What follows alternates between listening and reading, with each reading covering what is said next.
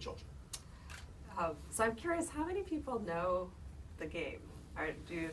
Okay, fairly, I guess that's remarkable. some self-selection here for people in this session. But if you don't know, it's basically Legos in a multiplayer virtual world. And I think Minecraft is such an interesting example because it disrupts a lot of our stereotypes of what a game is and what gamer culture is, because it looks very kind of blocky and low tech, so it doesn't embody those sort of shiny aesthetics of something like a World of Warcraft or some of these higher end games, because it came from the indie space. But it's 8-bit. Yeah. It looks a lot like the old Atari games. Right, it really reminds me of that earlier era. But it's totally contemporary in what Gary's been describing as this whole ecosystem of knowledge exchange, of DIY sharing, creating videos, creating mods, and it's actually interrelated, so that very kind of DIY, almost always sort of broken, not functional aspect of Minecraft, the fact that kids can start their own servers, they can organize their own communities, that there's a lot of openness towards what the industry calls user-generated content, but basically player creativity, appropriation, remix. That's actually what's driving this engagement. And so it really opens up the doors to saying, look, games are not this sort of mind-numbing, addictive kind of Twitch thing, although there's a Twitch aspect to Minecraft as well, but that it's about creativity, about collaboration, about in the best cases, digital citizenship, about civic engagement.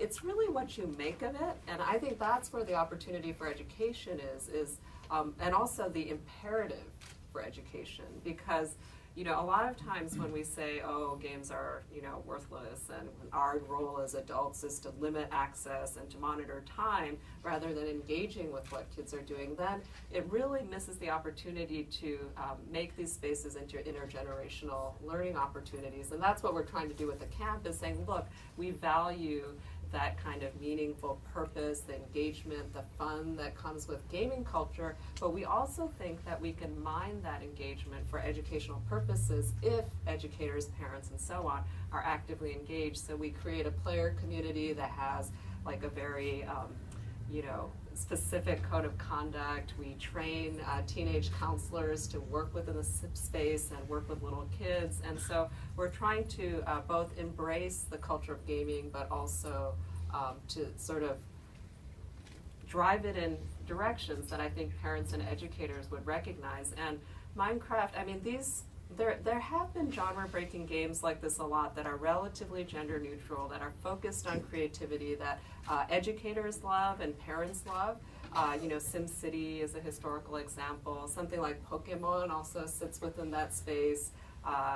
Certain tools and communities like Scratch. But the difference with Minecraft is that it is so massive. It's becoming the platform for social communication for kids, the language for communication in digital, the digital language for communication.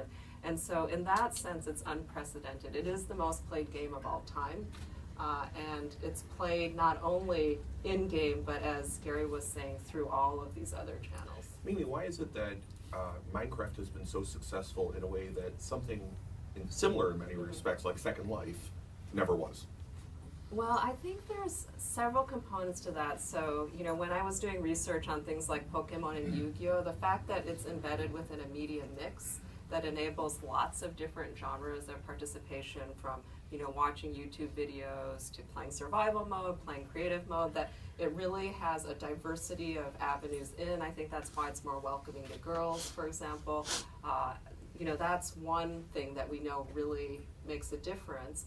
And the other is just how much it really is centered around kind of this getting under the hood, tinkering, creativity, making, that's so fundamental, and it's part of, I think the indie roots is really what's culturally so engaging, that we know from all our research on learning and engagement in games that when players feel ownership, agency, that is actually what makes games sticky. And so the shinier it is, the less it just becomes harder to mod and create. And make your own. So like when our May kids have more initial gravity but less stickiness. That's right, because the kids, like from day one, you have to like build your house so that the monsters don't kill you. Like from the very beginning, you're in there making and creating, and the whole tool set